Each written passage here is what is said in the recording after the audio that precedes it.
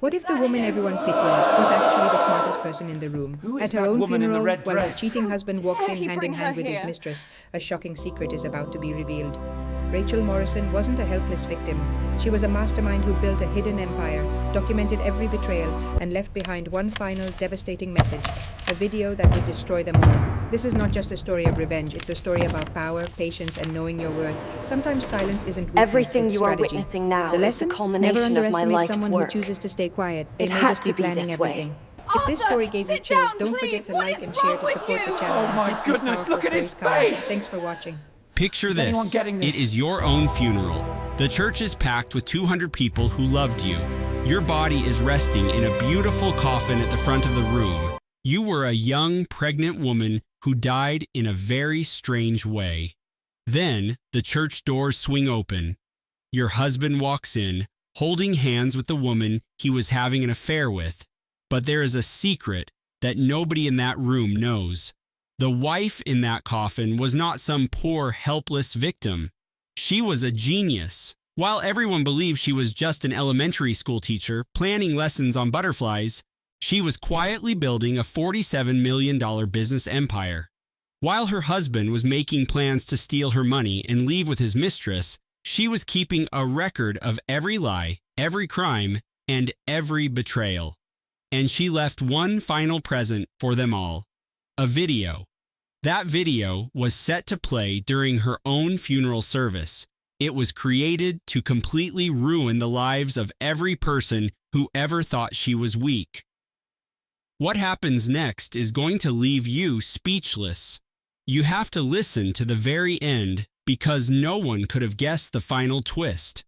I know I did not. This is the story of Rachel Morrison, and it is about how a dead woman got the last laugh. The dark mahogany casket was displayed at the front of St. Andrew's Church, a beautiful but heartbreaking sight. It was surrounded by huge bouquets of white lilies. The soft light from the candles flickered, creating shadows that danced on the polished wood. 200 guests sat in the old wooden pews, all dressed in dark, sad colors. Their faces showed the kind of deep sorrow that is saved for someone who dies far too young. The air was heavy with the smell of flowers and perfume, but an overwhelming feeling of disbelief hung over the entire room. And in the middle of it all, inside that incredible coffin that cost more than most people make in a year, was Rachel Morrison. She was 32 years old, a beloved schoolteacher, a loyal friend, a mother-to-be. And now she was gone. I was standing in the third row, clutching a tissue that was already completely soaked. My black dress felt tight around my chest, as if my own grief was a heavy weight pressing down on me. My name is Claire Bennett, and the woman in that coffin was more than just my friend. She was my sister in all the ways that truly count. We had been inseparable since we were 7 years old. For 25 years, she was the person I went to for every problem and every happy moment life gave us. That is a quarter of a century of friendship. It was made of secrets we whispered late at night. We wiped away each other's tears and shared deep belly laughs. It was 25 years of phone calls that went on until sunrise and Sunday brunches, where we would try to fix all the world's problems over pancakes and drinks. And now, that was all gone. It all came to an end right here, in this cold church with its high, curved ceilings and stained glass windows that seemed to make fun of our sadness with their bright, hopeful colors. Rachel was 8 months pregnant when she died. She was going to have a little girl and had already chosen the name Hope. The baby, by some unbelievable miracle, survived. She was delivered by an emergency surgery just as her mother's life was slipping away. She weighed only 4 pounds and 2 ounces, a tiny bundle of strength, now lying in an incubator. She had no idea that she would never get to meet the woman who already loved her more than anything. The woman who sang to her belly every single night and who took weeks to pick out the perfect soft yellow paint for the nursery. The official report stated she died from complications. The doctors used phrases like an unexpected infection. They described it as a rapid failure of her organs and a decline we have never seen before. They would simply shake their heads and say that sometimes these things just happen.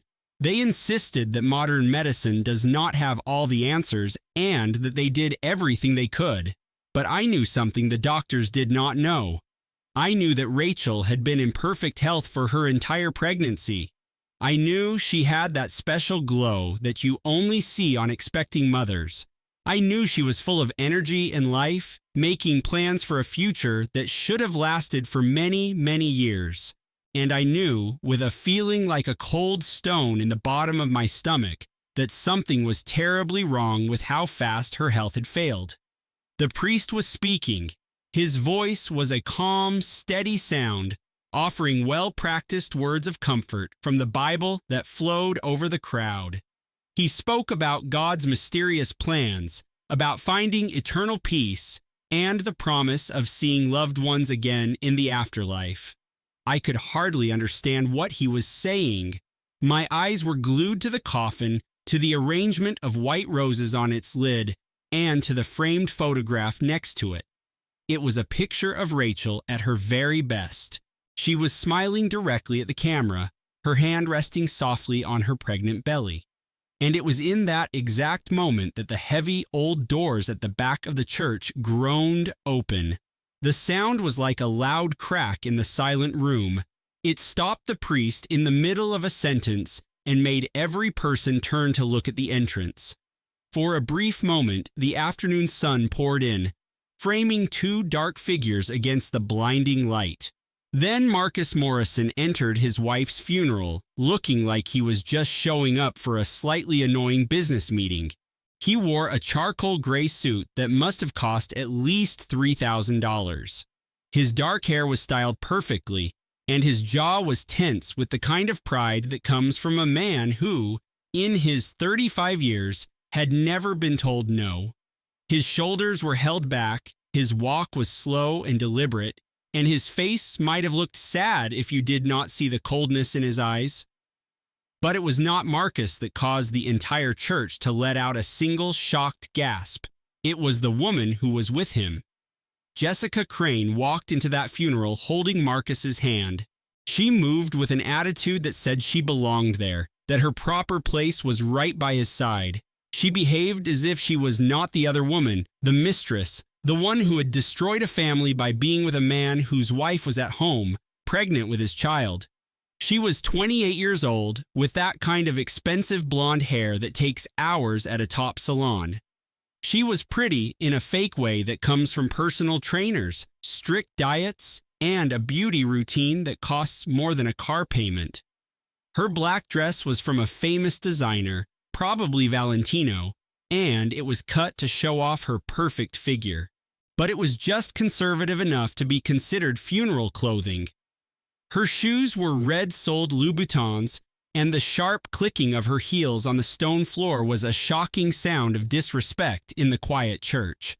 I just watched as she walked down the main aisle on the arm of my dead best friend's husband, and I felt a cold anger start to burn inside me.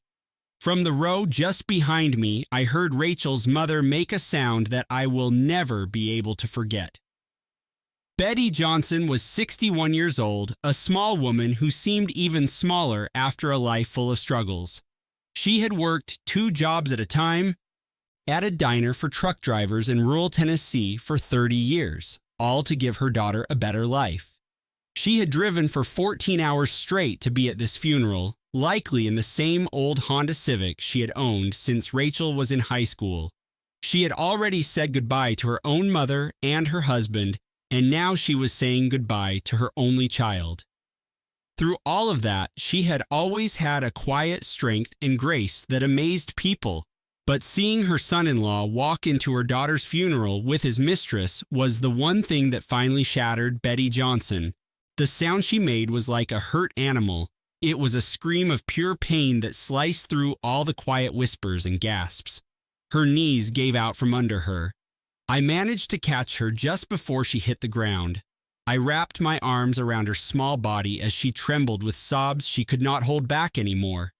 I learned a very important lesson in that moment, standing in that church, holding a grieving mother while her daughter's betrayer showed off his mistress right past her coffin.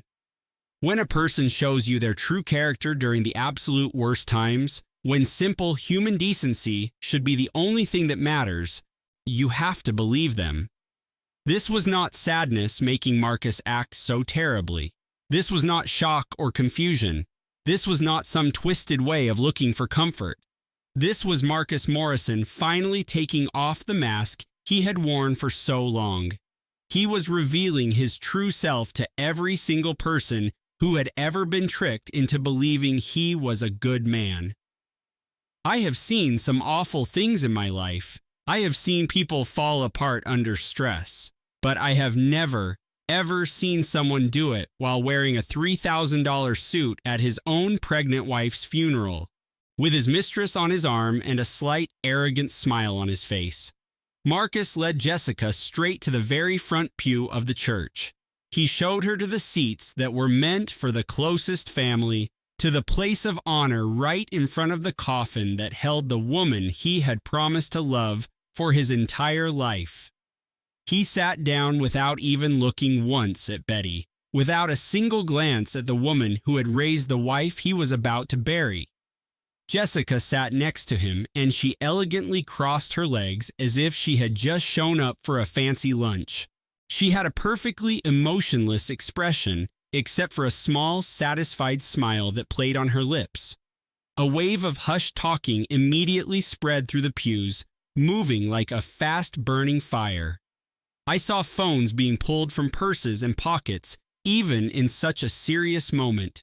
People were openly recording, tilting their screens at angles they probably thought were clever. By the time Marcus sat down, I knew that the entire shameful event was already spreading like crazy on the internet. It was flying across social media and in group chats, all while Rachel's body was lying in a coffin not 20 feet away from where they sat.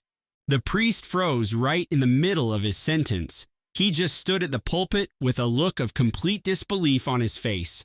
His sermon about peace and forgiveness suddenly felt completely hollow because of the drama happening right in front of him. For a long, tense moment, nobody moved or made a sound. The feeling in the church was so heavy you could almost feel it. It was a terrible mix of shock, anger, and something else. A strange feeling of what might happen next. And that is when a man named Thomas Whitmore got to his feet. I had only seen him once before, just 3 days earlier, when he had asked me to come to his office. He told me some things about Rachel that were truly stunning. These secrets made me wonder if I ever really knew my best friend. I started to see that she had been playing a very complicated game that no one else had any idea about. And right now, the final piece was about to fall into place. The lawyer was 58 years old and had the perfect look of old money from Connecticut. His silver hair was brushed back from his forehead, and his sharp blue eyes seemed to notice everything but show nothing. For 30 years, he worked as a lawyer for big corporations before he changed his focus to wills and estates. He walked with the calm confidence of a man who had seen everything and was not surprised by anything. He moved to the front of the church with slow, deliberate steps, his face very serious. The priest immediately stepped away from the podium, making room for this surprising new speaker. "Ladies and gentlemen," Mr. Whitmore started. His voice was quiet, but it seemed to fill the entire church. There was something in the way he spoke that made you want to listen. People began to sit up a little straighter. The quiet talking stopped. Even Marcus finally looked up from his phone. For the first time since he had arrived, a small flicker of worry crossed Marcus's face. "Before we end this service," the lawyer announced, "I've been asked by Rachel to read her final will. She was very specific that it had to be read here, with everyone she cared about present." He stopped for a moment, letting his eyes scan the crowd. His look landed directly on Marcus and Jessica sitting in the front row. His next words were quiet, but they felt like a punch. And in front of everyone who betrayed her. Marcus's proud posture seemed to shrink just a little. Beside him, Jessica clutched his arm, her polished nails digging into the fabric of his suit. Her knuckles turned completely white. Mr. Whitmore then pulled a thick, official-looking envelope from inside his jacket. He held it high for everyone to see. Then, very slowly and carefully, he started to break the wax seal. At that moment, I had no idea what was going on. I did not know what Rachel had been planning or what secrets she was holding. I never imagined she had been quietly building a small fortune while we all just saw a kind, gentle elementary school teacher. We saw the person who created lessons about butterflies and frogs. But as I stood in that church and watched the blood drain from Marcus Morrison's face, everything began to make sense. As Attorney Whitmore got ready to read the will of his dead wife, I finally understood. Rachel had known. She had known all about the affair. She knew about every lie and all the secret meetings. But she was not going to simply accept it. She refused to disappear like some poor helpless woman. No, she had a different idea. I saw Marcus squirm in his seat as 200 pairs of eyes stared at him with complete disgust. But none of them knew what was really about to happen.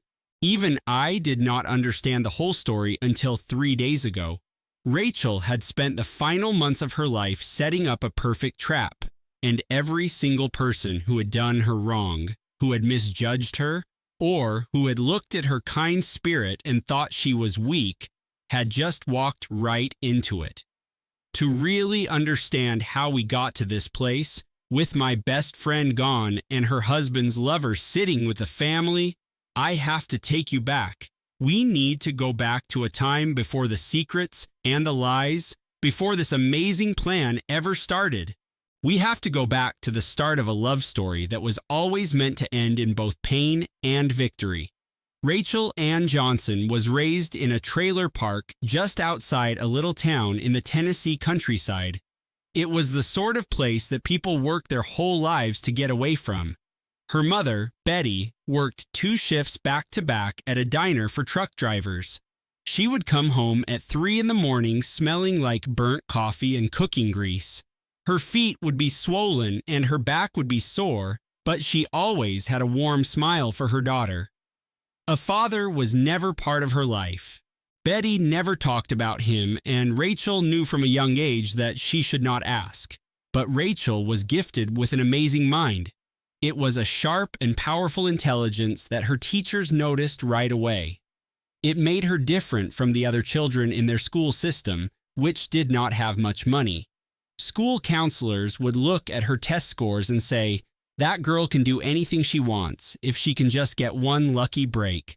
Betty Johnson was going to be that lucky break. She worked every extra shift she could at the diner. She also took on other small jobs. She cleaned the houses of the rich families on the other side of town. She saved every last penny that was not needed for rent or groceries. She stored the money in old coffee cans and hid them under her bed. She had a small bank account that she never used, no matter how much they needed money. When Rachel turned 17, she was awarded a full scholarship to the University of Virginia. She cried with joy when she got the acceptance letter. Betty cried along with her.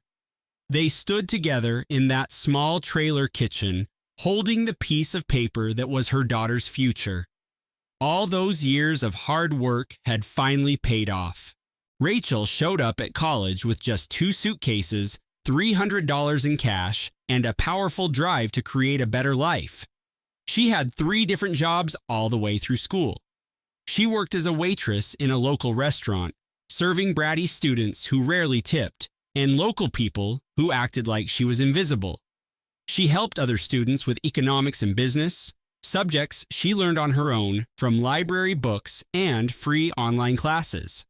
On the weekends, she cleaned the dorm rooms, scrubbing toilets for students who did not even know she existed.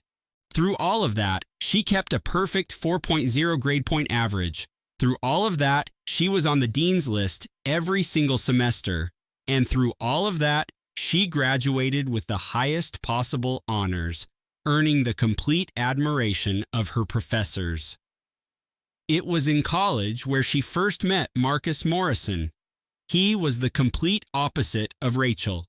He grew up with a lot of money. She grew up with nothing. He had a whole network of influential friends. She did not know anyone. He had the easy self-assurance of a person who had never had to struggle for anything.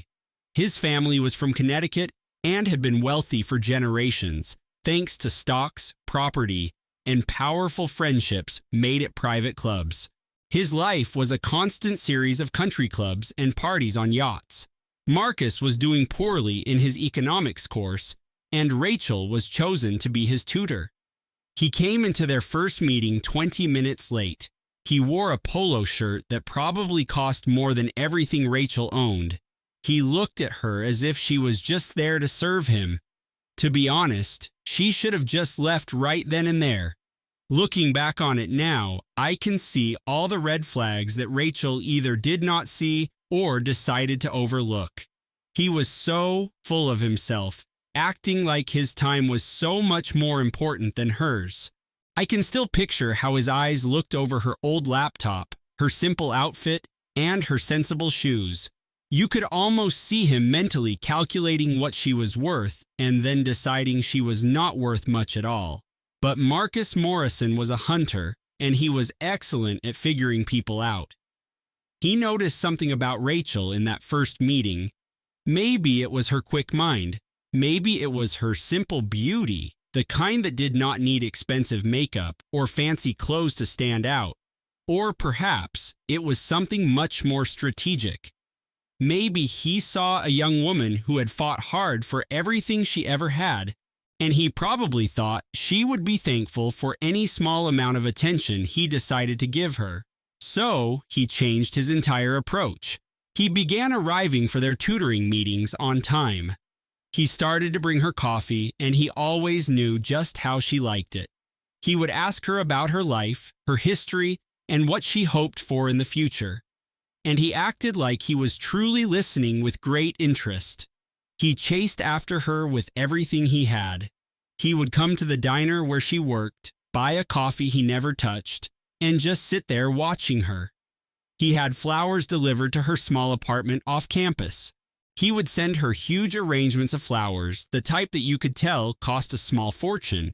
He also sent her letters that were surprisingly deep for a young man who had been given everything his entire life. At first, Rachel tried to keep him away. She was a very intelligent woman. She knew that they were from two totally different worlds. She understood that his family would never accept the daughter of a waitress. She had learned that fairy tales were not real and that happy endings were for people who didn't have to stress about paying their rent. But Marcus was persistent, and he could be incredibly charming. He always said exactly the right thing to her. "I am not like them," he promised her one evening, after she finally told him why she was so hesitant. "I am not like those other rich kids who look down on people. That is not me, Rachel. I love you for the person you are, not where you grew up. It does not matter to me at all." And she fell for it. She believed every last word. 5 years after he made that promise, they were married at his family's country club in Greenwich, Connecticut. I was her maid of honor. I stood right beside my best friend wearing a dress I had found on clearance and fixed myself. Her face was lit up with a joy so pure it made my own heart ache with happiness for her. But what most people did not know was the story behind her incredible wedding dress. Rachel made it herself. She dreamed up the design and then spent 6 months stitching it together by hand. She had to because Diana Morrison, Marcus's mother, refused to pay for a dress for someone she called the help. I will never forget the moment I overheard Diana's vicious words. "A girl from a trailer park does not wear a designer gown," she sneered to a friend. I was hidden just out of sight, listening to it all. "You can cover it in perfume," Diana added, "but at the end of the day, trash is still trash." My first instinct was to run and tell Rachel, and I will always regret that I did not. I have replayed that scene in my head more times than I can count. I always wonder what might have changed if I'd spoken up right then, but she was just radiating happiness that day. She stood at the altar wearing that gorgeous dress she created, flowers woven into her hair, ready to marry the man she absolutely adored. How could I be the one to destroy that perfect moment? I just could not bring myself to break her heart. Maybe that makes me a coward, or maybe it makes me complicit in everything that came later. For years, I have wrestled with that question, and I still do not know the answer. That wedding was the most bizarre combination of wonderful and awful I have ever seen. It was wonderful because Rachel looked absolutely breathtaking. The place was stunning, and for a little while, you could almost believe that their love was strong enough to bridge the gap between their two worlds. But it was awful because I had to watch his mother, Diana Morrison, drift through the party. She was like a snake, sliding from guest to guest, dripping venom about her new daughter-in-law into every willing ear. I was close enough to hear Diana tell some woman dripping in jewels, "I will give this marriage 5 years." She said it just loud enough for me to hear. "You can't take the trailer park out of the girl," she continued. "Once the thrill is gone, Marcus will come back to the world he belongs in." So, 5 years was Diana's cold-hearted prediction. She was wrong, but only because it all fell apart in 2. Those first 2 years, though, seemed flawless. They moved into a wonderful apartment on the Upper East Side of Manhattan.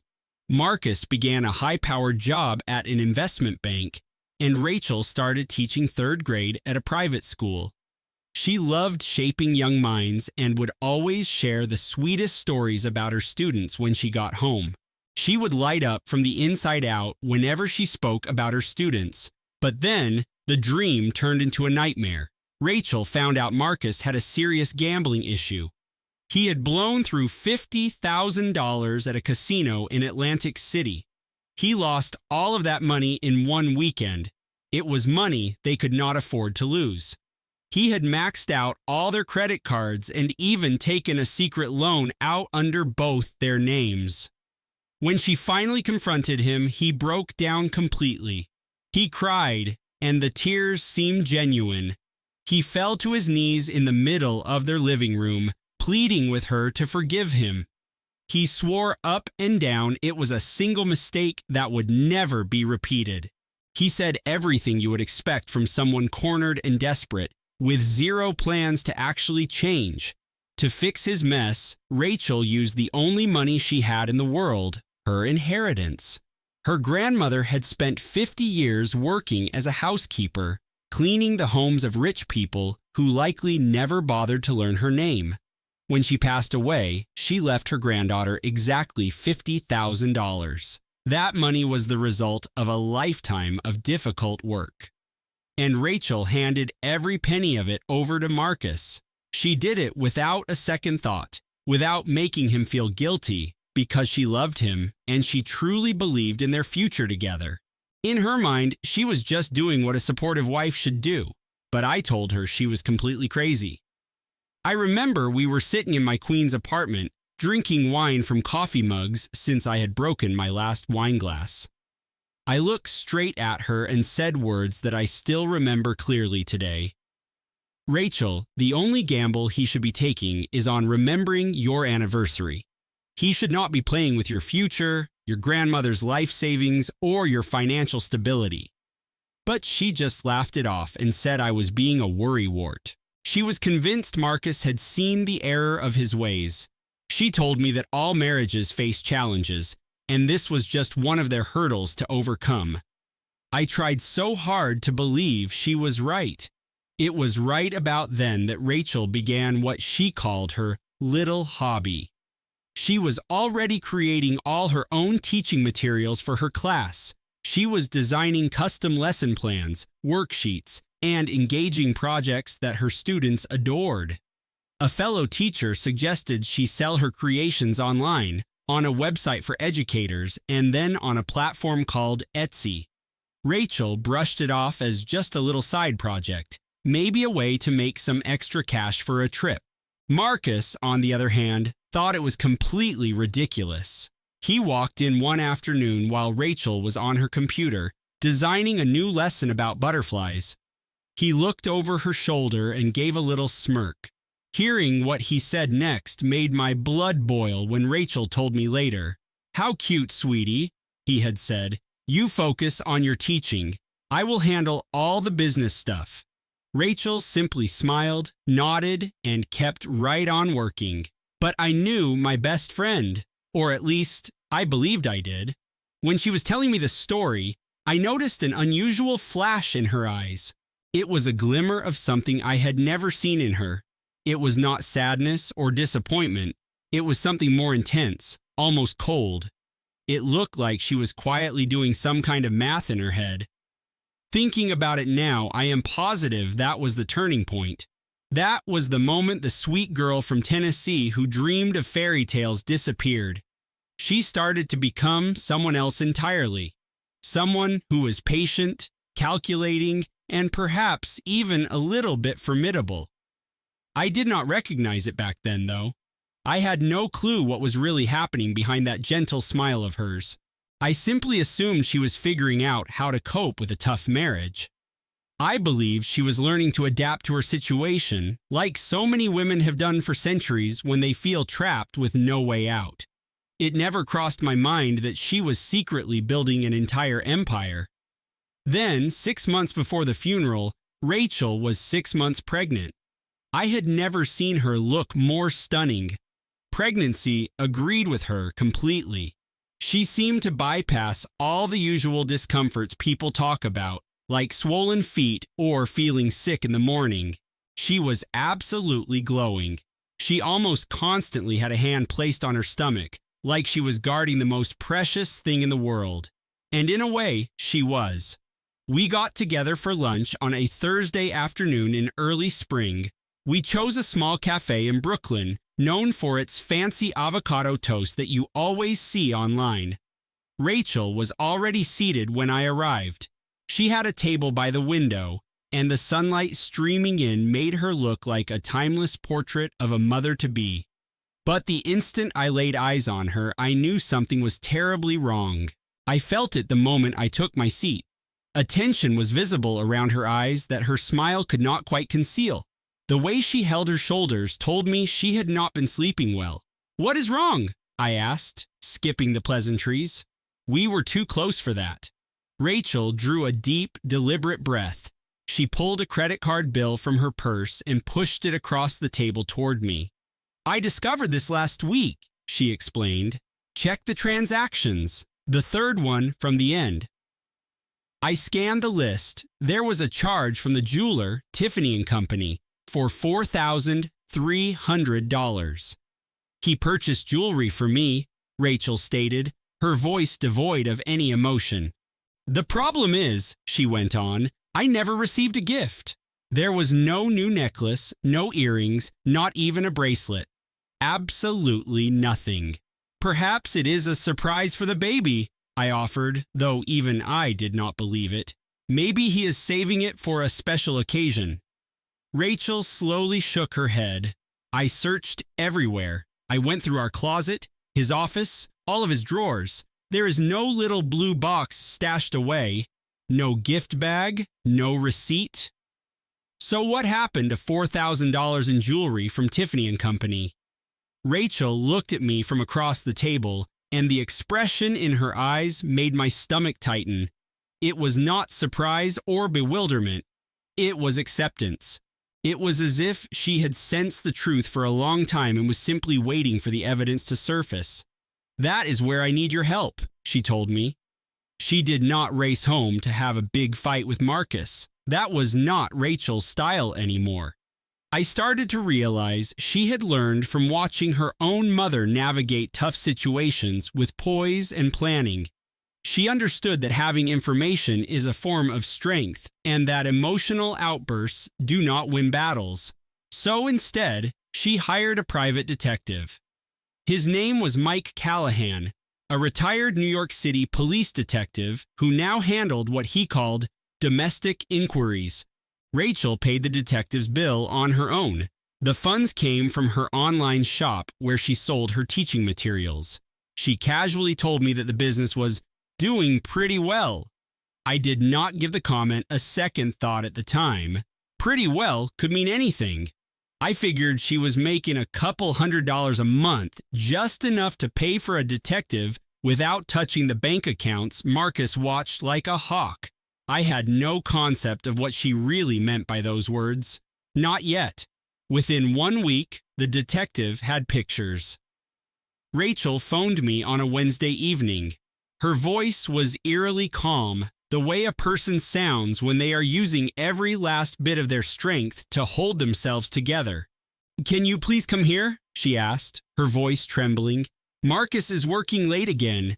You have to see this."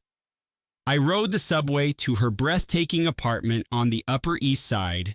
It was the kind of place with impossibly high ceilings that I had always secretly wished for. When Rachel opened the door, her eyes were swollen and red from crying. She clutched a large manila envelope to her chest like it was a bomb. In a way, it was. With shaking hands, she carefully laid the pictures across her enormous dining room table. The first photograph showed Marcus with a blonde woman in an expensive restaurant in Tribeca. They were leaning close, and his hand covered hers on the table. The second photo captured Marcus and the same woman entering a chic boutique hotel in Soho, their arms wrapped around each other. The final picture was of Marcus with her on a beach, geotagged at Martha's Vineyard. They were walking hand in hand by the ocean, looking for all the world like a happy newlywed couple. The woman's name was Jessica Crane. She was 28 years old, a junior lawyer at his firm, and had 87,000 followers on Instagram, where she showed off a very luxurious lifestyle. It hit me right then that my best friend's husband was paying for that entire lifestyle. "How long has this been happening?" I asked, almost too scared to hear the answer. "The investigator thinks it has been at least 8 months, Rachel answered. "It could be longer. He suspects it began even before I was pregnant." We sat in silence for a long time.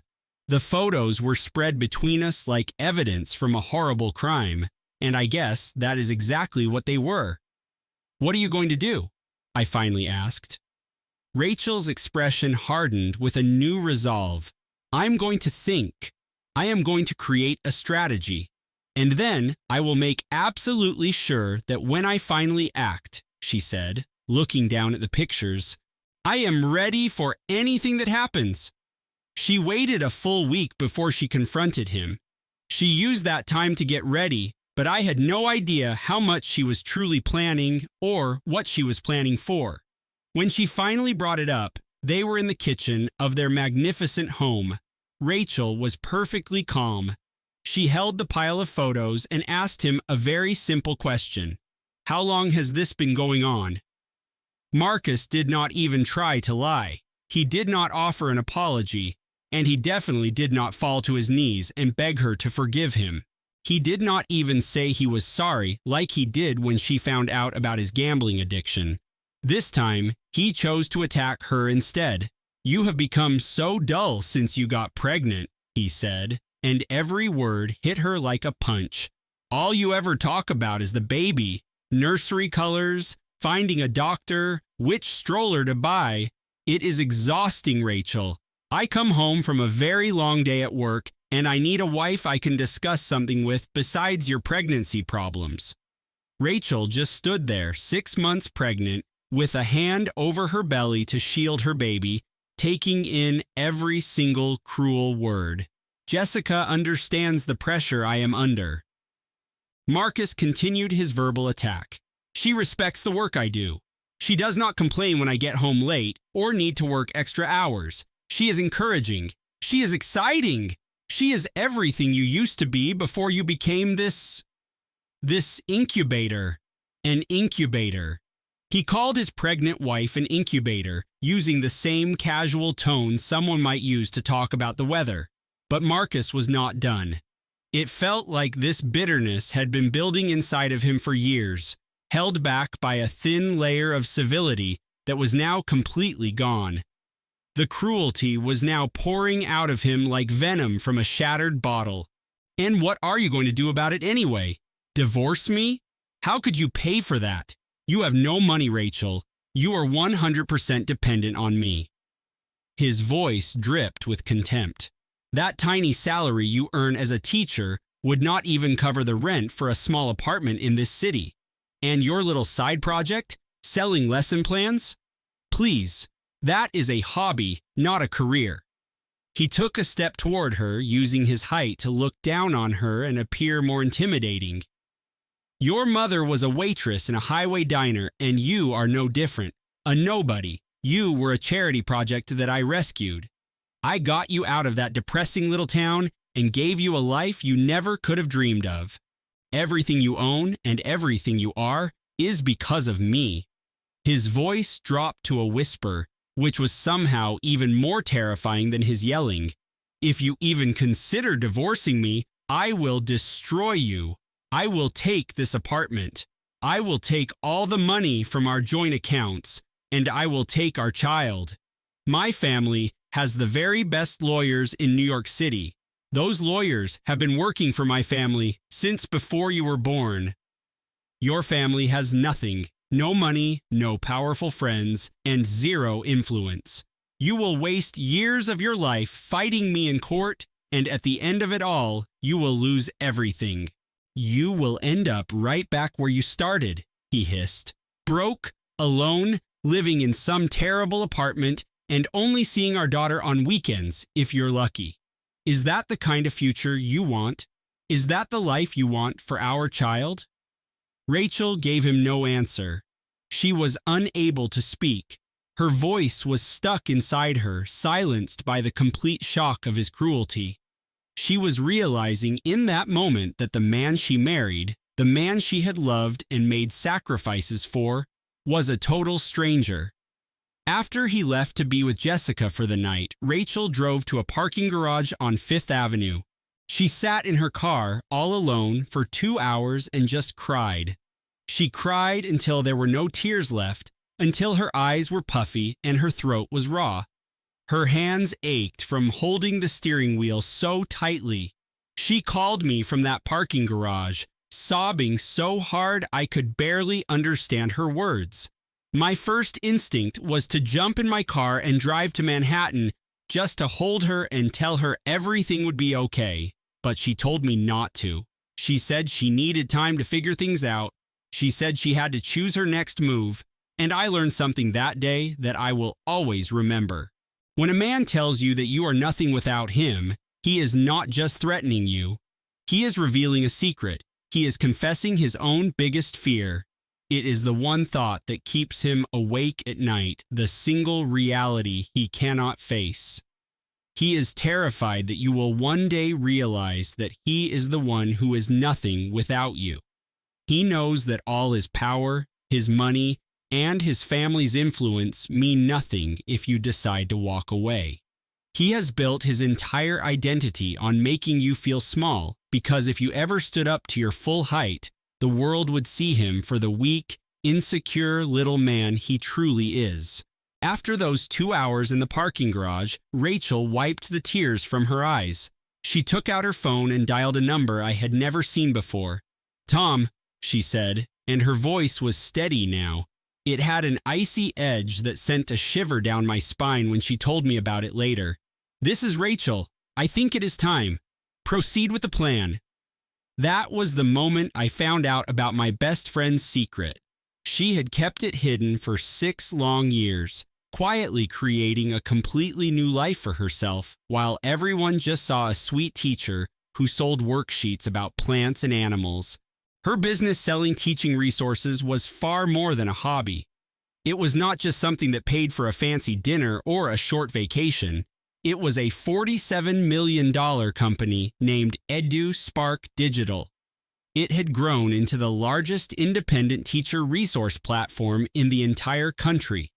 The company had hundreds of thousands of subscribers, held contracts with school districts across the United States, and earned revenue from memberships, licensing deals, and corporate training programs.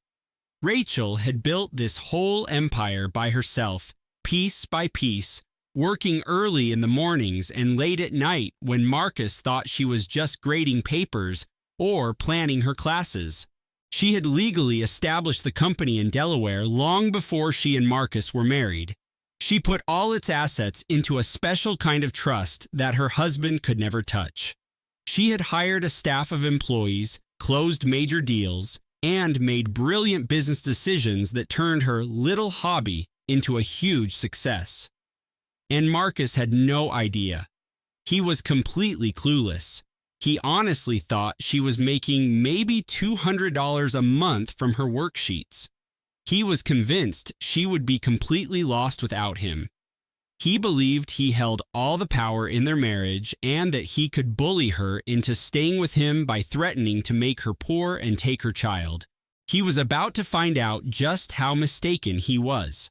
3 days after that horrible fight, Rachel met with her lawyer, Thomas Whitmore. They met at a small coffee shop in Brooklyn that she picked because she knew none of their wealthy friends from the Upper East Side would ever go there. I went with her. She insisted that I be there, saying she needed a witness she could completely trust, someone who could confirm later that every move she was about to make was legal, recorded, and carefully planned. Tom Whitmore had been a friend of Rachel's mother for many years. He had handled a legal case near her mother's diner a long time ago, Model. Long before Tom became a high-powered lawyer, he was a young man with big dreams, and Betty was the kind waitress who always saved him the last piece of pie. She would pour him another coffee and listen with a patient ear as he worried about his tough cases and endless work nights. A surprising friendship blossomed between them that would last for decades. So, years later, when Betty's daughter Rachel needed legal help to launch a business, she knew exactly who to call. When she needed to protect that company from a husband she was starting to mistrust, she called Tom. And when she finally had to face the fact that her marriage was a lie and she had to save herself and her unborn child, she called Tom. Tom arranged the papers on the coffee shop table with the calm assurance of a man who had done this countless times before. Even so, I could see a spark of pride in his eyes as he described what Rachel had accomplished. The business is shielded inside an irreversible trust, he explained, keeping his voice down in our quiet corner booth. It was set up before your marriage and funded only with money you personally earned. Marcus has absolutely no legal right to any part of it. He can't get to it, he can't challenge it, and he doesn't even need to know about it unless you decide to tell him. He motioned toward a different set of documents. This binder details his behavior. We have printouts of his gambling losses, his financial deception, and concrete proof of his affair, including dates, locations, and photographs. It lays out every lie he told you, every promise he broke, and every single dollar he moved from your joint accounts without your permission. I just stared at the massive pile of paper, at this mountain of proof my best friend had been quietly collecting while the rest of us were completely in the dark. "How long have you been gathering all of this?" I asked, my voice full of disbelief. "For 6 years," Rachel answered, her voice surprisingly steady. "I started right after I found out he was gambling the first time. I knew something was fundamentally wrong back then, even if I refused to admit it. So I began to keep a record, just in case I ever needed to defend myself." She had been married for 8 years. For 6 of those years, she had been systematically building a legal case against the man she lived with. She was getting ready for a day she hoped would never arrive, but she was far too smart to be caught unprepared. "So, what happens now?" I asked. "Now we hold steady," Tom said. "Rachel needs to deliver the baby safely. We have to ensure the child's future is completely locked down before we take any action," he continued. "And we have to be certain that when we finally make a move, Marcus has no escape route, no hidden money, no legal tricks, and absolutely no way to spin this story and paint Rachel as the villain. Rachel agreed with a nod, her hand resting protectively over her swollen belly. "And I discovered something else," she added, "something that completely changes the situation." That was the moment she told us about his Costa Rica plan. Marcus intended to empty their shared bank accounts as soon as the baby arrived. He had already bought plane tickets for himself and his mistress, Jessica. His scheme was to steal every last penny he could and run away to a country that would not force him to face what he had done. He was planning to leave Rachel with a brand new baby and a mountain of crushing debt. "He has been shifting money in small increments for months," Rachel said. "Tiny transfers that wouldn't trigger any alerts from the bank. I only caught on because I have been watching our finances like a hawk." Then she gave a small smile, but it held no joy. It was the look of a grandmaster in chess who had just watched her opponent walk right into an elaborate trap. "He is completely unaware that I know," she said. "He has no idea that I have been 10 steps ahead of him all this time.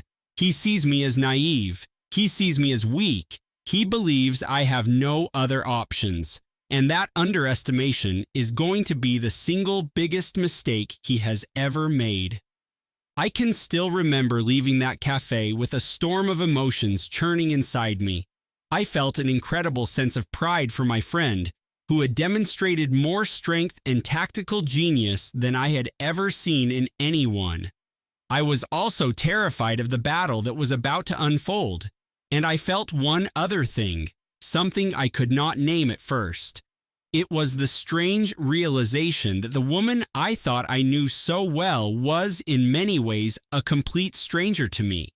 My dear friend Rachel was the type of person who teared up during sad commercials, rescued every stray animal she came across, and taught little kids about butterflies. But she was also harboring an incredible secret. She was quietly building a $47 million business empire, all while her husband believed she was content playing the role of a simple stay-at-home wife. As we walked toward the subway, she taught me the most critical lesson she had learned from 6 agonizing years with a man who would have ruined her. She said to save everything. She told me to take screenshots, make audio recordings, and keep every single bank statement, because when you are up against someone with all the control, information is your only weapon. Information is your defense, she explained. So you have to build up your supply, Claire. You truly never know when you are going to need it. At that moment, I just took it as sound advice, the kind of wisdom you nod at and then store away for some future emergency. I had no idea that her words were about to become the one thing that could possibly save my own life. The following weeks were incredibly tense, but they were also tinged with a sense of anticipation. Rachel played her part flawlessly. She was the adoring pregnant wife, completely oblivious to her husband's deceit. She spent her days talking about paint colors for the nursery and picking out baby names, while her husband carried on with his affair. He became more and more careless, but she never let on that she was aware of anything. She would just offer a gentle smile when Marcus would get home late, carrying the scent of Jessica's perfume. She would simply nod in agreement when he invented a work crisis to cover for his weekend getaways. And through it all, she just waited. She watched, and she recorded every last detail. Then, one afternoon, my phone buzzed. It was Rachel, her voice electric with excitement. "I found a whole escape plan," she said. "I have it all. The bank accounts in the Cayman Islands, the plane tickets for Costa Rica, and the fake passport he had created. It seems like he has been setting this up for a lot longer than I thought. He built an entire fake identity. He is prepared to vanish the moment things get difficult," she continued, and then she let out a laugh that was pure victory. "He doesn't know that I have copies of everything. He assumes his secret email is safe because the password is an inside joke he's sure I would never guess. What he doesn't realize is that I installed a keylogging program on his laptop 3 years ago. I was completely speechless. "Oh my goodness, Rachel," was the only thing I could think to say. "I know," she answered, sounding almost giddy with relief. "It seems extreme, Claire, but you need to understand. I have been with this man for 8 years. I know what he is capable of, and I decided a long time ago that if this all went wrong, I needed my own insurance policy." I had to ask her, "So what are you planning to do with all this information?" She replied, "Nothing, not right now. I'm going to wait until Hope is born. Once she is safe and healthy and in my arms, that is when I am going to burn his whole world to the ground." That was the very first time she had ever spoken the baby's name aloud to me. Hope. She was going to name her daughter Hope. In that single moment, despite all the darkness surrounding them, I truly felt that everything was going to turn out all right.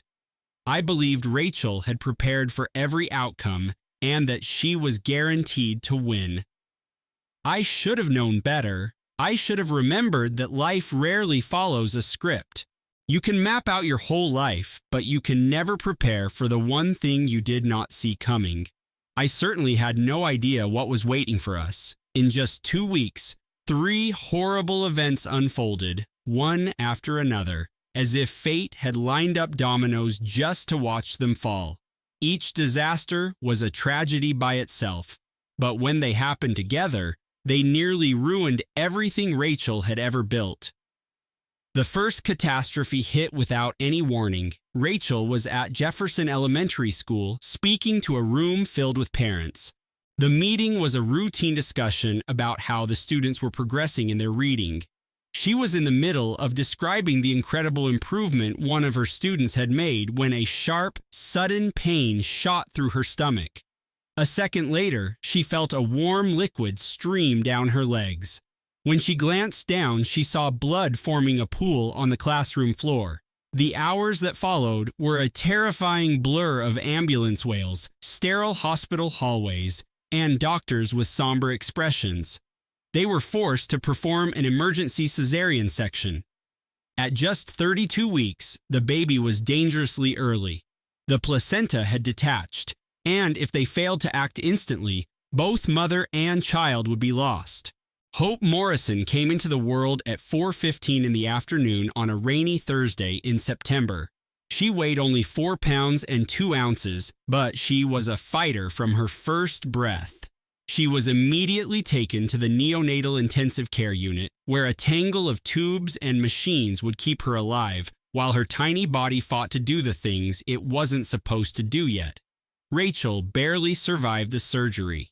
She lost a terrifying amount of blood, and her blood pressure plummeted so low that the doctors feared she wouldn't make it through the night.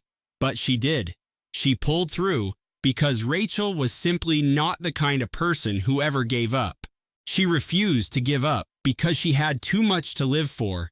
After 3 long days, she finally woke up in a hospital bed. Her entire body felt weak and fragile. A deep, aching pain and a wave of exhaustion washed over her. The very first name she spoke was Hope. The second thing she wanted was her phone. She knew she could not move her plan forward while stuck in that bed. She was unable to meet her lawyer, Tom Whitmore. She could not watch Marcus's secret bank accounts or file the legal papers that would keep her daughter safe. Every single day she lay there recovering was one more day for Marcus to find out what she was doing. He could find a way to gain control over her. He might even escape to Costa Rica before she had any chance to stop him.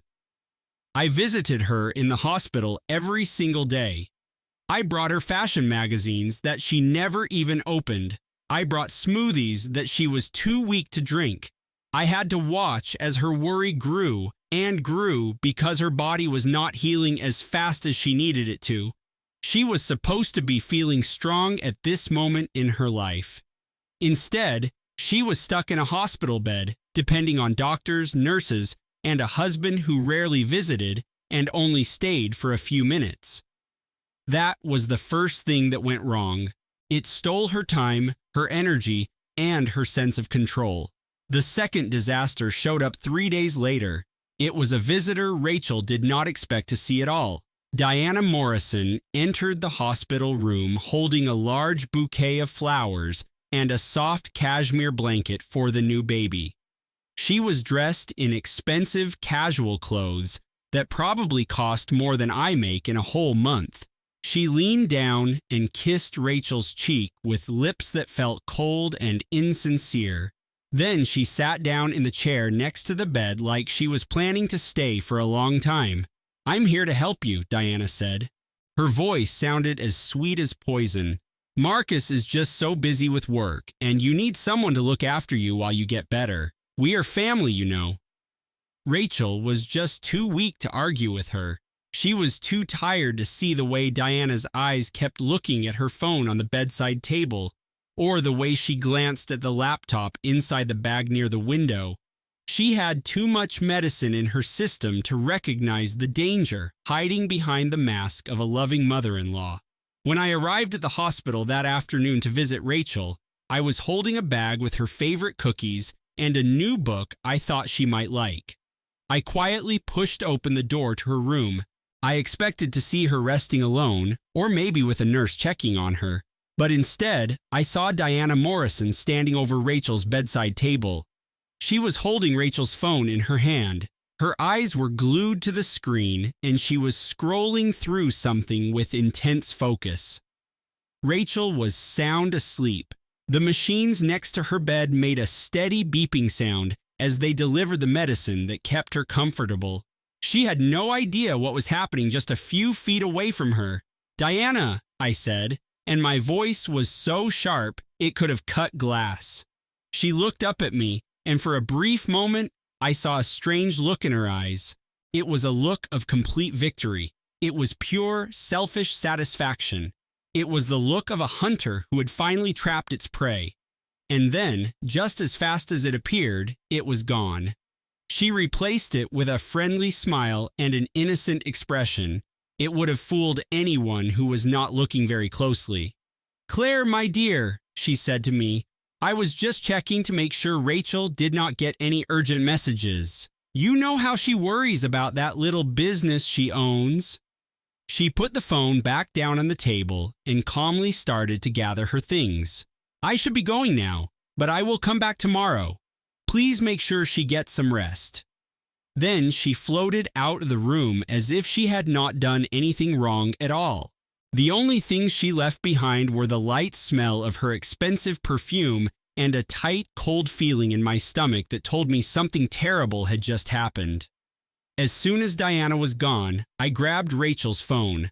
I did not know her password, but I could see the icons for the apps she had used most recently. Her email, her private notes, and her documents had all been opened within the last hour. I gently woke Rachel up and told her what I had seen. As I explained everything, the color completely drained from her face. Her hand started to shake as she took the phone from me.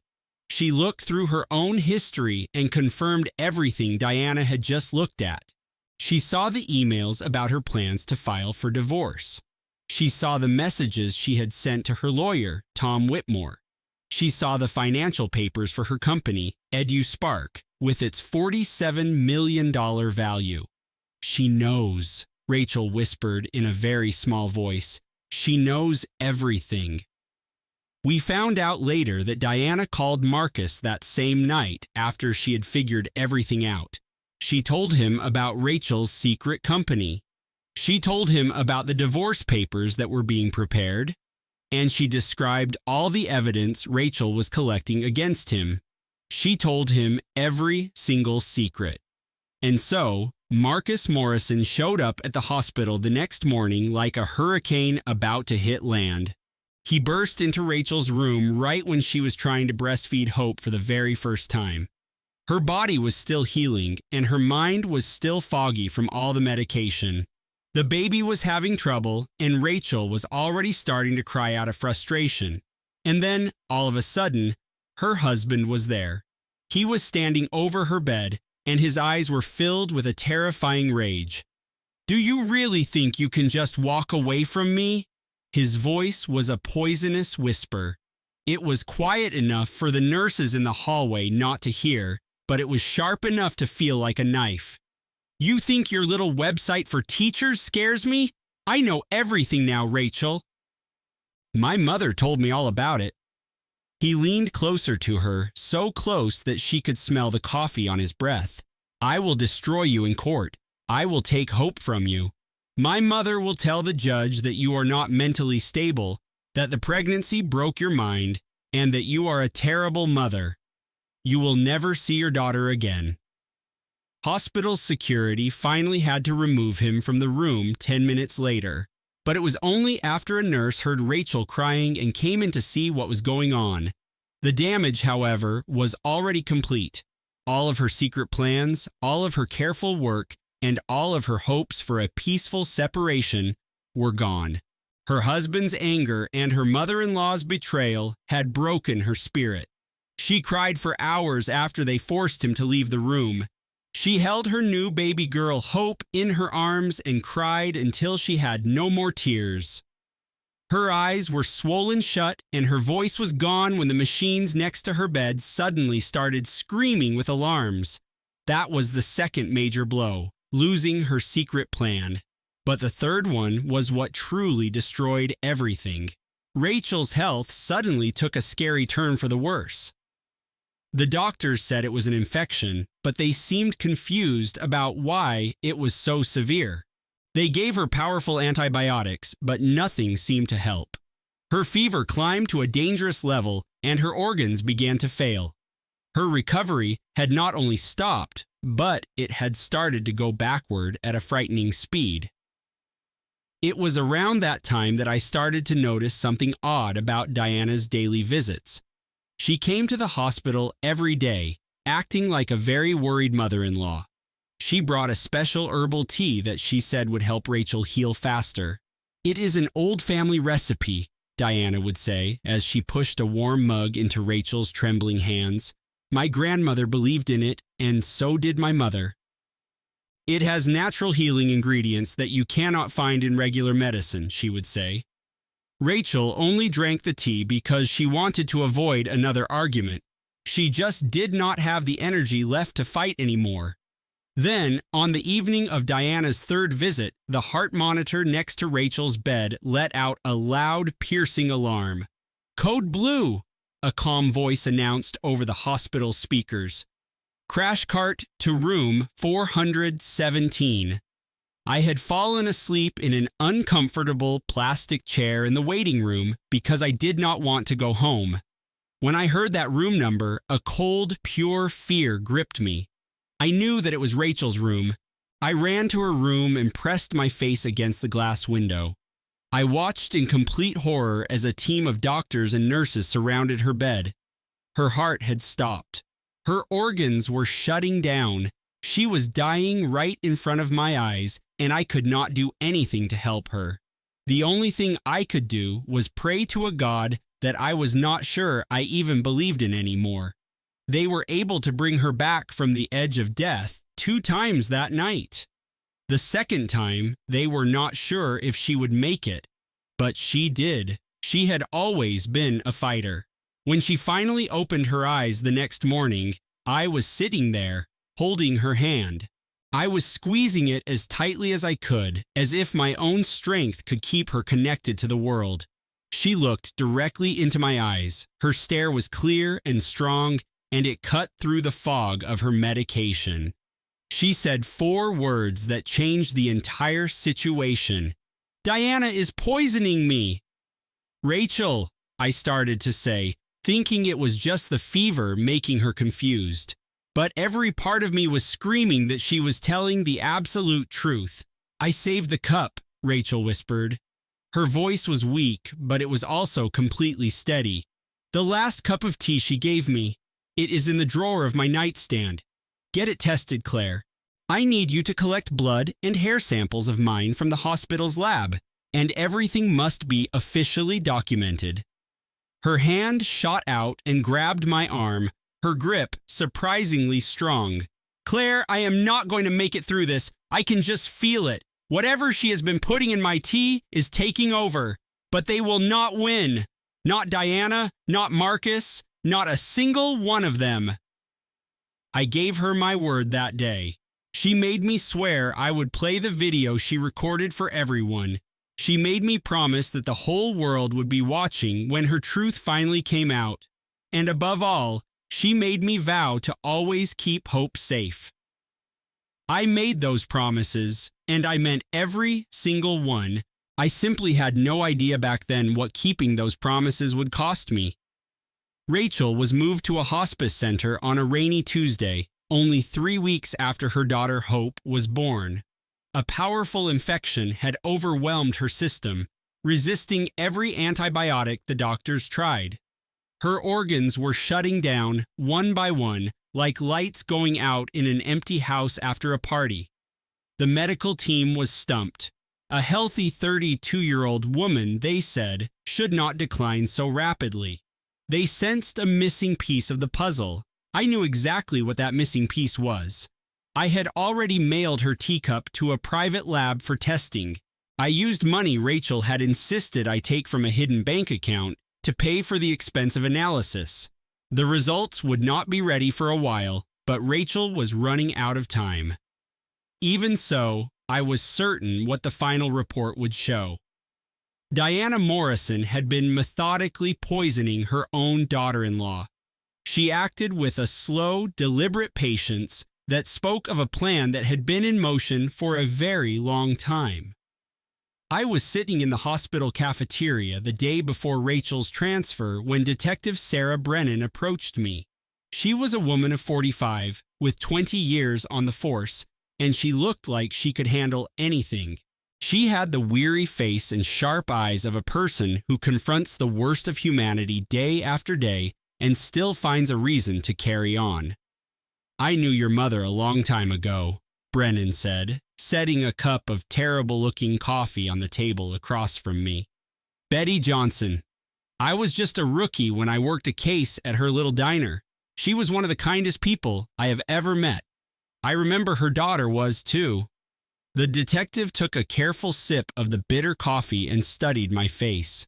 "Something feels completely off about this situation," she stated plainly. "A young, healthy new mother does not just waste away like this. The doctors are clueless, and that tells me they are overlooking something they do not want to see." "What exactly are you saying?" I asked her. "I am saying that I am going to look into this, but I have to do it quietly for now. But if you know anything that can explain why your friend is upstairs dying, you need to tell me this instant." And that is when I told her all about the teacup. I laid out the whole story of Diana's daily visits and the special tea she always insisted on bringing. I shared Rachel's growing certainty that her mother-in-law was poisoning her. Detective Brennan listened to every word, her expression becoming graver by the minute. "The second that lab report comes in, you call me," she instructed when I was done, "and get me every note Rachel has ever written. If your suspicion is correct, we are going to need every shred of evidence we can find." Rachel spent her last days in a room with a large window that looked out on a beautiful garden she was too weak to visit. Golden afternoon sunlight would stream in, filling the space with a warm glow. Beside her bed, the steady, soft beeping of the monitors counted down the precious time she had remaining. I sat with her every single day, holding her hand. Some days we would talk for hours, and on others we just sat quietly together. There were moments when her mind was perfectly clear, her wit as sharp as ever.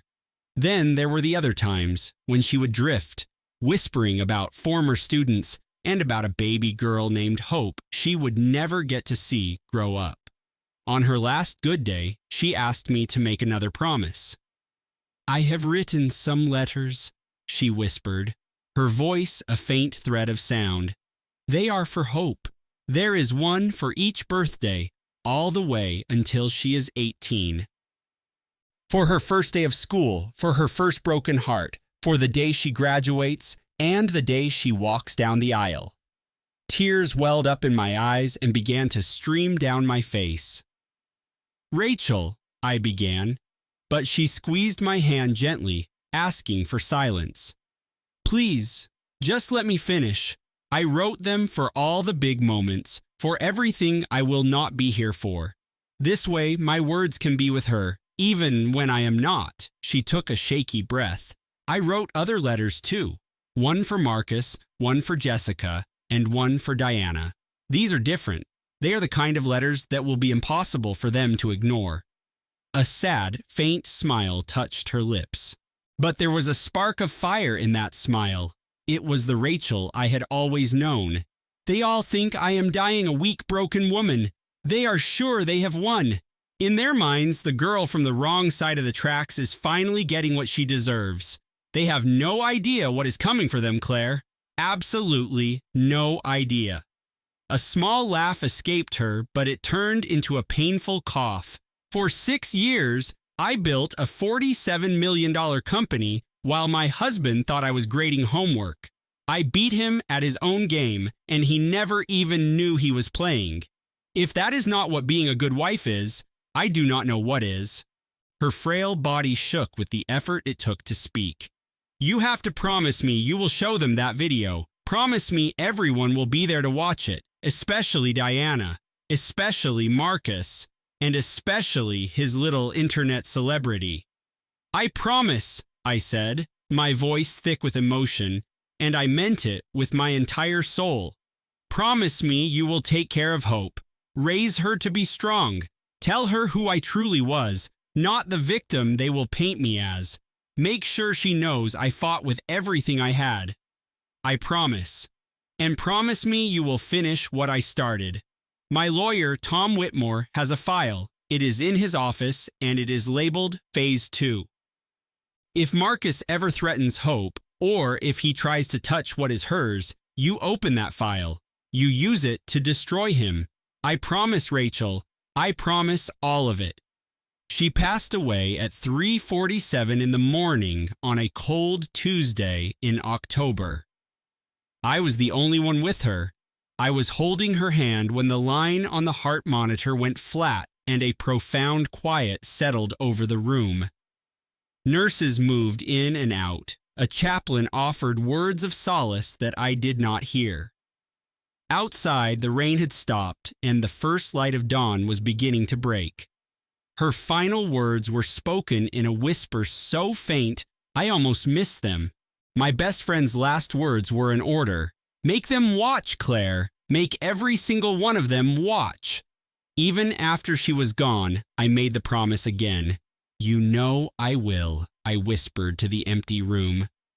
The air inside St. Andrew's Church was heavy and still. 200 sets of eyes were locked on the attorney, Thomas Whitmore, as he stood at the front, holding a single envelope. Marcus, Rachel's husband, sat in the first row with his new partner, Jessica, beside him. He showed no signs of grief, only impatience, as if he were waiting for a boring business meeting to conclude. He thought this was just a formality before Rachel's wealth became his. He was about to learn just how wrong he was. I, Rachel Ann Morrison, being of sound mind and body, do hereby declare this to be my last will and testament. Mr. Whitmore's voice echoed through the silent church. He read the formal introduction slowly, drawing out the suspense. I had to clench my jaw to stop myself from shouting for him to get on with it. And then he delivered the first shock. To my daughter, Hope Elizabeth Morrison, I bequeath all of my shares in the company Edis Park Digital, an enterprise I founded and built myself over the last 6 years. These shares are to be held in a secure trust managed by my dear friend and sole trustee, Claire Bennett, until Hope turns 25 years old. The lawyer paused, letting the information settle. As of her passing, EduSpark Digital was valued at $47 million. Current financial models project its worth to exceed $80 million in the next 2 years. A collective gasp swept through the church. Marcus, who had been staring at the floor, snapped his head up. His face went from bored to confused. and then to outright panic. "That is impossible," he blurted out. His voice was loud enough for the entire congregation to hear. "She made lesson plans for pocket money. She earned maybe $200 a month." Mr. Whitmore looked down at him with the tired patience of a teacher dealing with a difficult child. Mrs. Morrison was the founder and chief executive officer of EduSpark Digital, the largest independent platform for teacher resources in the United States. The company was established before your marriage and was legally protected within a trust, keeping it separate from any marital property. You were not aware of this because Mrs. Morrison chose not to tell you. Diana Morrison, Marcus's mother, leaped to her feet. "This is outrageous! She hid this from her husband! That is illegal!" "On the contrary, it is perfectly legal," Mr. Whitmore replied, his voice calm and even. "The company was established prior to the marriage. Its expansion was funded entirely by its own revenue, not by any joint accounts. I have 6 years of financial records proving Mrs. Morrison built this company alone, without 1 cent of financial help from Mr. Morrison. I suggest you sit down, Mrs. Morrison." Diana remained standing, shaking with rage, until Marcus reached over and pulled her back down onto the bench. I watched Marcus try to pull himself together. He tugged at his expensive silk tie and smoothed his face into a mask of indifference. "Fine," he finally managed, dismissing the issue with a wave of his hand. "It is irrelevant. I am Hope's father, which makes me her legal guardian. I will oversee her trust until she is an adult. The inheritance remains with us." But Mr. Whitmore's expression was like stone. "I have more to say, Mr. Morrison, and I believe the next piece of information will clear up your confusion about parental rights." With a click of a small remote, a massive projection screen glided down from the ceiling, stopping just above the casket. The face that appeared on it was Rachel's, recorded in her final days from her hospice bed. She looked so delicate, her skin pale and stretched thin over her bones. Dark circles were etched beneath her eyes. Her body was clearly failing her, but her gaze was sharp and full of fire. There was even a playful spark in her eyes that sent a pang through my chest, a feeling of both sadness and immense pride. "Hello, Marcus." Her voice, weak but perfectly clear, filled the church. "Jessica, Diana, if you are watching this, then I am no longer here, and I would bet anything that you are feeling pretty good about that right now." She let the silence stretch for a moment. "The inheritance must have been a surprise, but you likely assume you can sort it all out. You imagine you'll take control of Hope, get your hands on the trust, and use your expensive lawyers to find some way around my wishes. You think you have already won.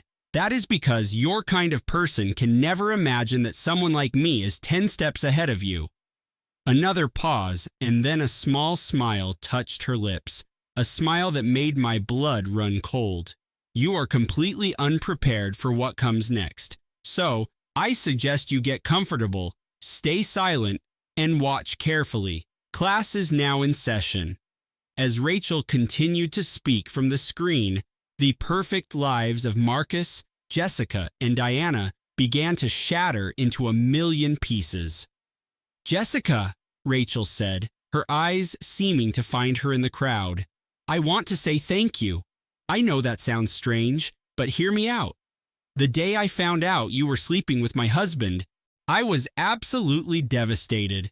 I did nothing but cry for 3 straight days. I thought my whole world had ended, that everything I built was ruined by a 28-year-old influencer with no self-control." She stopped for a moment and her smile turned razor sharp. "But my grief eventually turned into rage, and after the rage, I got clever. I began looking into Marcus's hidden life, and I looked into everything. In the process, I found an incredible secret about my own life. It was a truth I had never thought to search for." Suddenly, the screen behind her filled with official-looking papers. They were DNA test results, complete with lab logos and signed reports. "Marcus, you are not Hope's biological father." An explosion of noise filled the church. Gasps and shouts echoed as people shot up from the pews.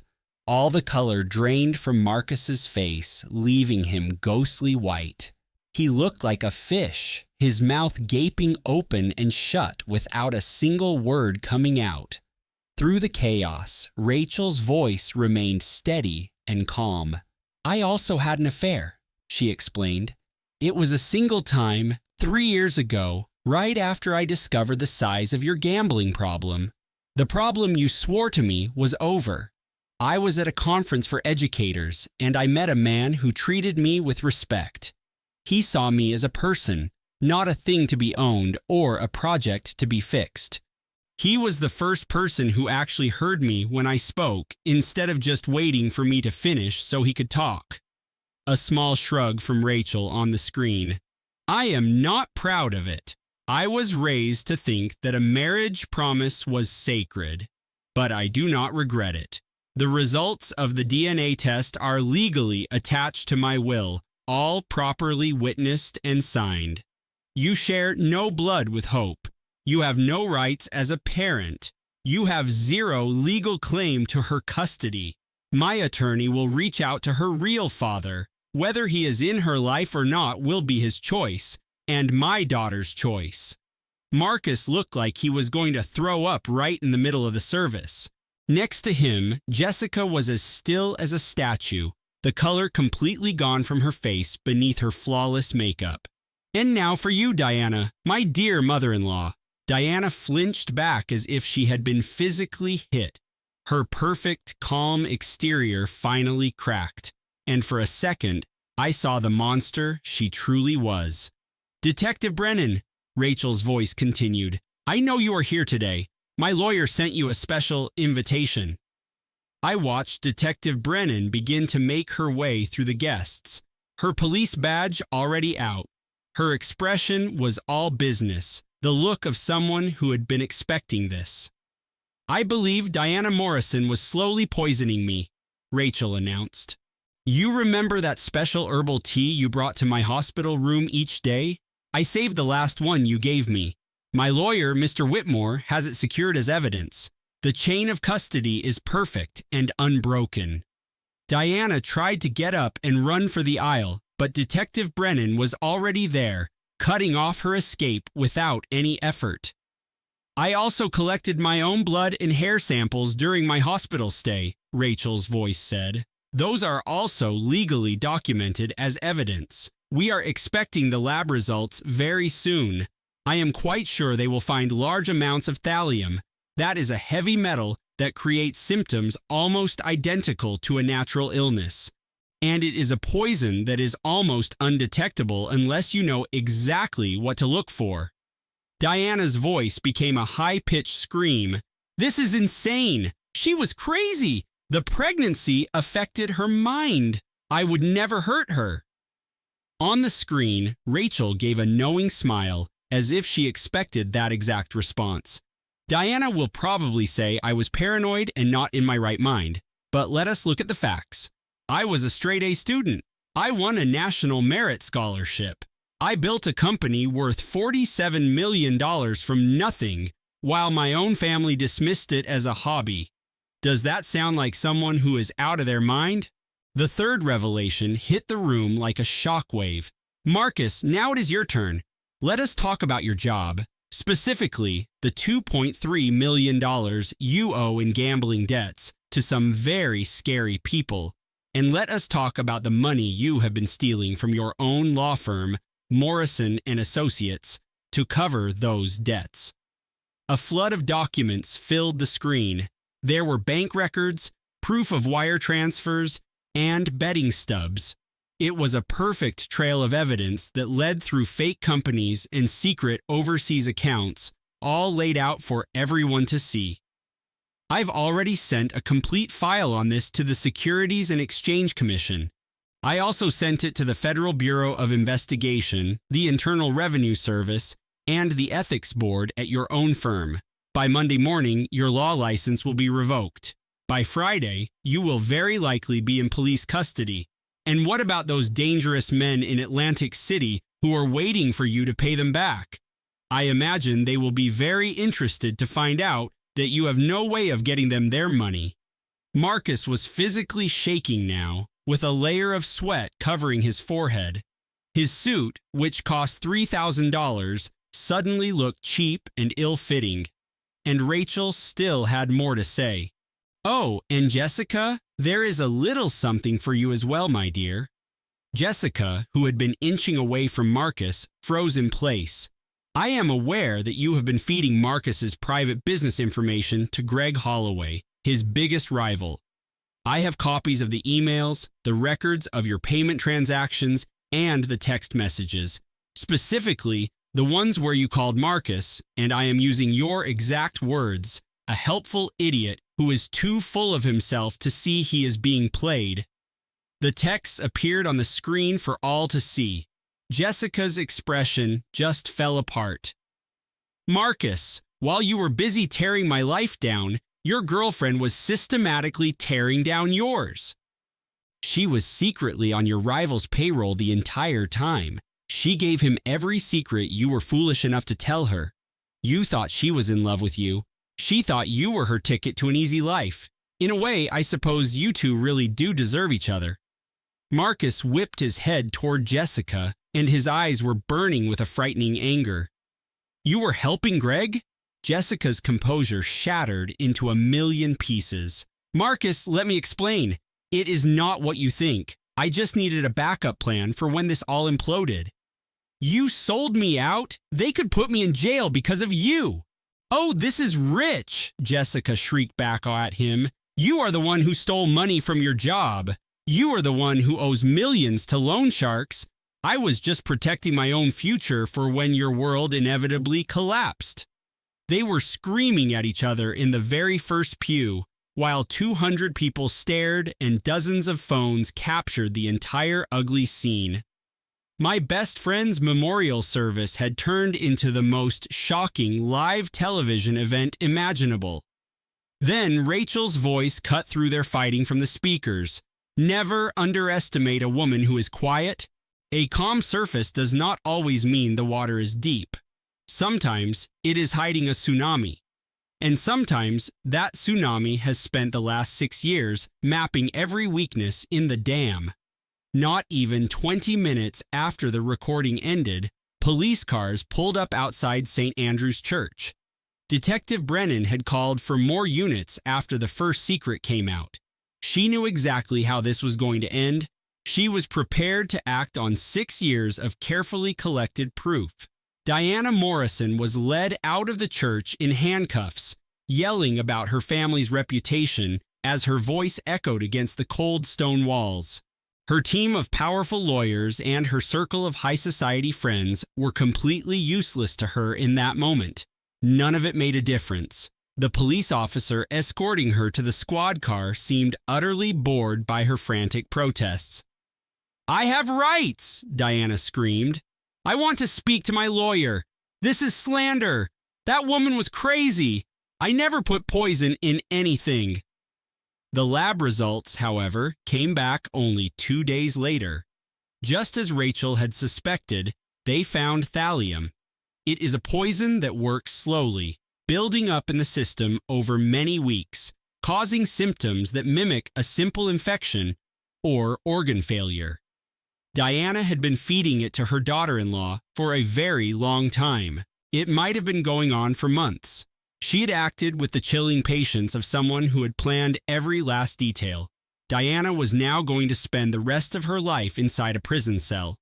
At the same time, before Marcus could even step outside the church, he was met by federal agents holding subpoenas. He was under investigation by the Securities and Exchange Commission, the Federal Bureau of Investigation, and the Internal Revenue Service. His law firm fired him before the end of the day. They sent out a press release that called his actions a disgrace to the legal profession. As the investigation proceeded, his bank accounts were frozen. The plane tickets to Costa Rica hidden in his desk were now worthless. 3 days after that, the loan sharks arrived to get their payment. The court denied Marcus bail, labeling him a flight risk. He was locked away safely in a federal detention center when 2 very large men showed up at his now empty apartment. They were there for the money he owed them.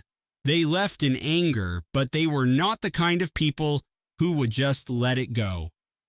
Jessica Crane was taken into custody on 17 counts, including charges of insider trading and conspiracy to commit financial fraud.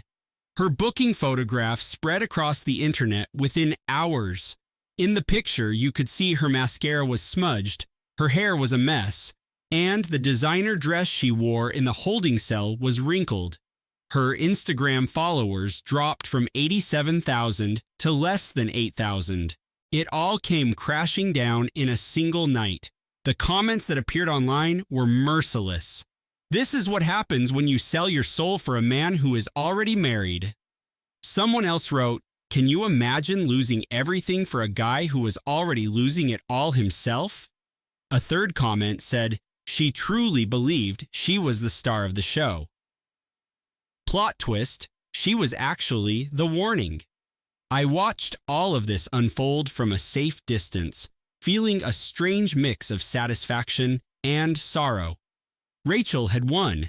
She had outsmarted every single person who had ever tried to tear her down, and she did it all after she was gone. But her death was a fact. No amount of justice in this world could ever bring her back. 2 weeks after the funeral, I received a call from Greg Holloway through attorney Whitmore. He seemed incredibly anxious when we finally met. He was fidgeting with his coffee cup, which was not the kind of behavior I expected from the ruthless businessman Marcus had described. He was 40 years old, clearly successful, and wore clothes that said he had plenty of money but felt no need to show it off. What really got my attention, though, were his eyes.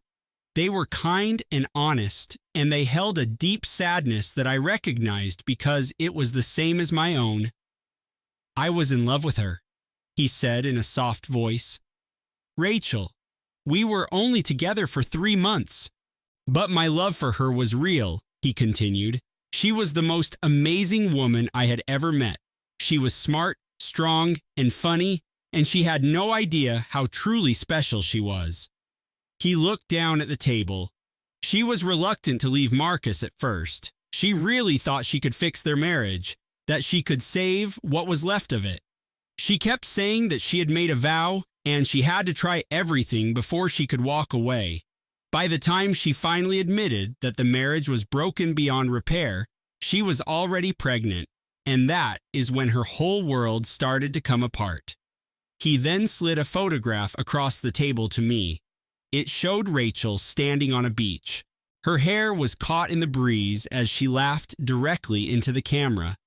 In that one picture, she looked happier than I had seen her in years, possibly happier than she had ever been. Greg's voice was barely a whisper. "I did not know about Hope," he said. "I learned about her at the funeral. The DNA results.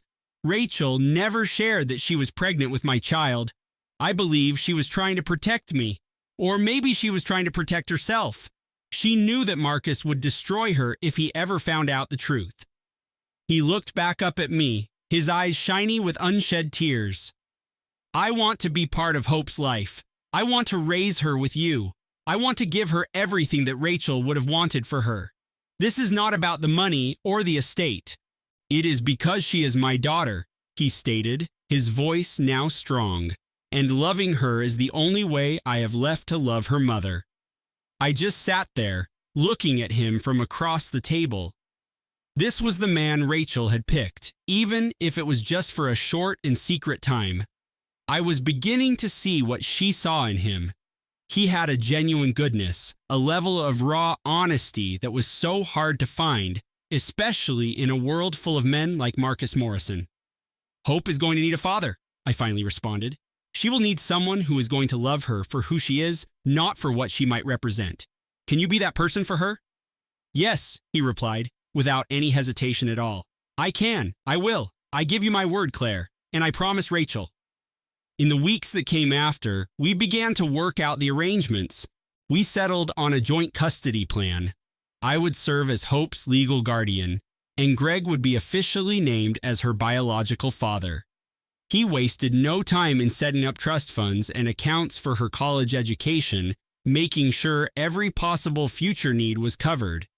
But what he gave her was worth so much more than money. He was there. He showed up every single day. He figured out how to change diapers, how to prepare a bottle perfectly, and how to sing the quiet lullabies that helped Hope fall asleep. He was there because he genuinely wanted to be, not because he had to be. In that quiet moment, I finally let myself believe that we were all going to be okay. An entire year passed. The seasons changed, the leaves fell, and then grew back bright and green. Life kept on going, even when the sorrow was so heavy that each step forward felt like an impossible task. I sat for the bar exam and passed on my very first try. I was officially a lawyer. Rachel had provided me with a purpose and a focus that I had never possessed before. The trust paid me a salary to act as Hope's guardian, and it was enough that I no longer had to stress about making the rent.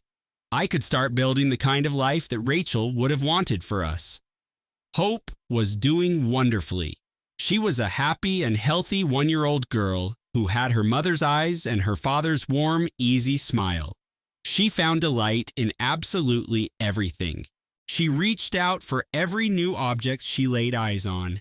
She was filled with a pure, simple joy that served as a daily reminder of why Rachel had fought so hard to keep her safe. My own daughter, Lily, who was now 9, had appointed herself as Hope's official older sister. She would read her stories before bed and help me give her a bath. She informed everyone she knew that her baby sister was the smartest, prettiest, and most incredible baby in the whole world. Greg had even moved to New York just to be closer to us. He rented an apartment only 2 floors above mine in the same building, which allowed him to be a constant and steady presence in Hope's world. But it was not so close that it felt like he was crowding the strange, new version of a family that we were building. Greg and I were not a romantic couple. We were something else entirely, something that felt even more unbreakable. We were partners in the single most important job that either of us would ever have. Edgewood Park, the company that Rachel founded, continued to flourish. Its value was now at $80 million, and it was projected to reach $100 million in the following year. Rachel had personally chosen the person who would become the new chief executive officer. She left behind a detailed blueprint for the company's future and created a foundation that would give scholarships to the children of single mothers. This foundation was built to last for many generations to come. Claire called it the Betty Johnson Scholarship Fund, a tribute to the woman who worked her entire life so her daughter could have a better one. Betty was now enjoying her retirement in a charming little house in Tennessee, fully paid for by the trust. Her days at the diner were finally over. She no longer had to work exhausting double shifts. At last, she had all the time in the world for her garden and for video chats with her granddaughter every Sunday. Hope's first birthday was a small celebration, but it felt absolutely perfect. My apartment was decorated with countless pink balloons, a handmade banner reading "Happy First Birthday" in my daughter Lily's uneven handwriting was taped proudly on the wall. Only a handful of guests attended, but they were the most important people in the world. Lily, Greg, Betty, and Tom Whitmore. These were the people who had loved Rachel deeply and who now directed all of that love toward her little girl. Once everyone was settled in the living room, I brought in a small television. Rachel recorded some videos for Hope, I told them. She made one for every important milestone: her first birthday, her first day of school, her first heartbreak, her graduation, and even her wedding day. She asked me to play this one for you all today. The room fell completely silent. Then Rachel's face filled the screen. She was in her hospice bed, but she had made sure to put on lipstick and fix her hair. Even as her body was failing, she fought to look like the vibrant Rachel we all remembered. In the video's background, you could just make out the blurred shapes of medical equipment, the tubes and monitors that defined her final days. She had cleverly positioned the camera to hide most of them from sight. That was so typical of Rachel, always mindful of how things appeared right up to the very end. "My precious Hope," she started, her voice thin but overflowing with warmth. The strength of her love was so powerful it seemed to reach out from the screen. "Happy first birthday, my beautiful daughter. If you're watching this, it means that I cannot be there to give you a hug, to kiss your sweet cheeks, or to watch you smear cake all over your face. And it means I am not there to laugh with you about the mess afterward."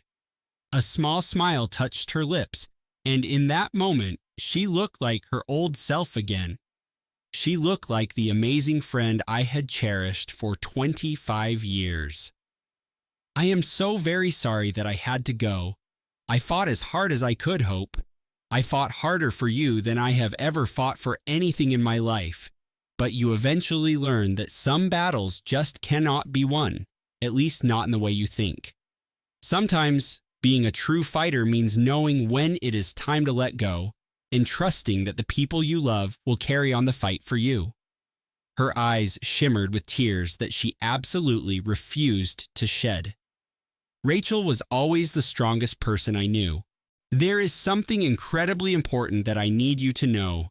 Every single thing I achieved in my life, everything that had real meaning, I did it all for you. Yes, I built a successful company, but it was never about the money or the fame. It was not even about proving all the doubters wrong, though I have to admit, that part felt really good. I built it because I knew you would need protection. I knew there would be people in this world who would try to steal what is yours by right. People who would see you as nothing more than a way to get what they want. I wanted to give you a shield. I wanted to make sure you had your own money and your own freedom. I wanted you to never have to rely on anyone else for your survival. So that when you choose to let someone into your life," she continued, "it will always be because you want them there, not because you feel like you have no other choice." She paused to take a long, unsteady breath. "Be brave, Hope. Be kind and be smart. Work hard, but do not ever work so hard that you forget to laugh. Love with all your heart, but not so much that you lose yourself." To end those who are unable to defend themselves, question everything, especially people who tell you not to ask questions. And Hope, I have one more thing to tell you. This is the most important advice I can ever give you. Her eyes seemed to peer directly through the camera lens. Her intense gaze felt as if it was traveling right through the camera, across all the months that had passed and even through death itself. She said, "Do not ever allow anyone to make you feel as though you are nothing without them. You are everything. You are my whole world. You are the daughter of Rachel Morrison, and that means you possess a power greater than anyone realizes, including you. I will love you forever, no matter what happens, no matter how long we are apart. Happy birthday, my sweet girl." After the video ended, the only sound in the room was quiet sobbing. Betty pressed a tissue to her face, her shoulders trembling. Greg lifted Hope into his lap and held her close, his own cheeks wet with tears. He whispered something to the little girl, so softly that none of us could make out the words. Even Tom Whitmore, a man I had only ever known to be composed and professional, was dabbing at his eyes with a handkerchief. Lily moved closer to my side, wrapping her arms tightly around my waist. "She is not gone forever, is she, Mommy?" she asked in a tiny voice. "As long as Hope has these videos, my love," I answered, hugging her even tighter.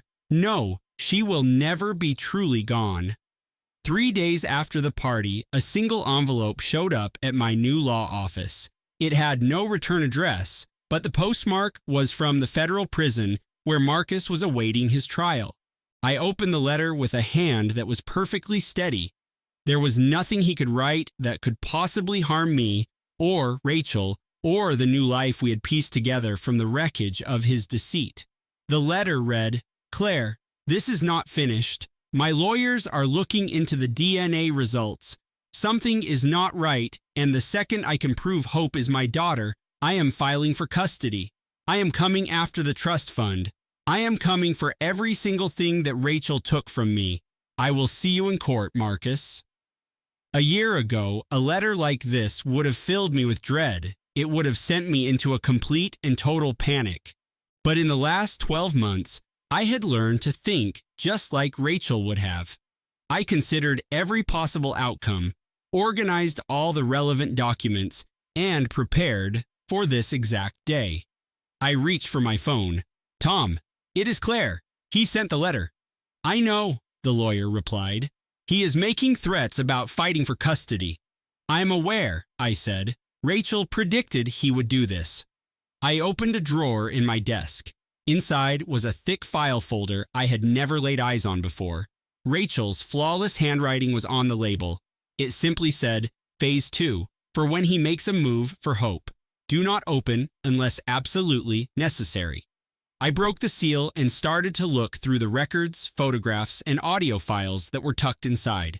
Along with the files was a small flash drive labeled Insurance and a letter from my best friend written in the final weeks of her life. Claire, the letter said, if you are reading this, it means Marcus is still making trouble. Some people are just wired that way. You can knock them down, but they will always get back on their feet and start throwing punches. They do not do it because they think they will win. They do it because fighting is all they know how to do. Phase 1 involved the will, the terrible secrets, his arrest, and the very public downfall. I honestly hoped that would be enough. I prayed he would just disappear and leave hope in peace. But I always knew the kind of man he was, Claire. I knew him better than anyone, probably better than he knew himself. And that is why I created a Phase 2. He has no idea what I discovered during the 6 years I spent secretly gathering evidence of his crimes. He is completely unaware of what I kept hidden, what I saved for this very moment. He really thinks the funeral was the end of his punishment. He believes I have played all my cards. He is so incredibly wrong. Finish this, Claire. Do it for me. Do it for my little girl. And do it for every single woman who was ever made to feel insignificant by a man who was supposed to lift her up. All my love, Rachel. P.S. Tell Hope her mommy says hello, and tell Marcus, checkmate. A smile formed on my face, the very same confident smile I had just seen on Rachel's in her message. It was a smile filled with certainty, passion, and resolve. Oh, Rachel, I whispered to the empty room. You brilliant, terrifying, wonderful woman. What other secrets did you have? I began to organize the folder's contents. It was filled with names, dates, and proof of offenses that made the things revealed at the funeral seem like minor mistakes. This was more than enough to put Marcus behind bars for decades, to completely destroy what was left of his name, and to guarantee he could never hurt Hope or anyone else ever again. Outside my office window, the enormous city stretched out before me, a place with millions of people, each with their own story to tell. As he sat in his federal prison cell, Marcus Morrison was likely feeling very pleased with himself for mailing that threatening letter. He probably thought he was still in control, that he had a plan, that he still had a chance to win. He had no clue just how mistaken he was. Rachel had made absolutely sure of that. I picked up my phone to call Tom Whitmore to set Phase 2 in motion and to complete the mission my best friend had given me. I thought back to the words from the end of Rachel's video. Justice may move slowly, but she never forgets. I would not forget either. And that is the story of Rachel Morrison. Everyone thought she was just a nobody. They saw her as uninteresting and dull, simply the wife of a man with great power. But even after she was gone, she showed every single one of them how mistaken they were. Her story taught us all a very important lesson that day. Never look down on a woman who is quiet. Never assume that her silence means she is weak. And never, ever think that money and influence can shield you from the fallout of your choices. If this story connected with you, maybe it made you feel angry, or perhaps it gave you a little hope. I would love to know what you think. Please tell me in the comments below, what would your plan have been if you were in Rachel's shoes? Would you have pursued the same type of justice that she chose? And if there is someone in your life who needs to hear this, maybe a person who feels trapped or helpless, please think about sharing this story with them. You never know, a single story can be the one thing that reminds a person of their own incredible strength. Please be sure to click the subscribe button and switch on your notifications. That way, you will not miss any of our future stories. Here on this channel, we are dedicated to justice. We are big believers in karma, and we know that the quietest people are the ones you need to watch the most. I really appreciate you watching all the way through to the end. I cannot wait to share the next story with you.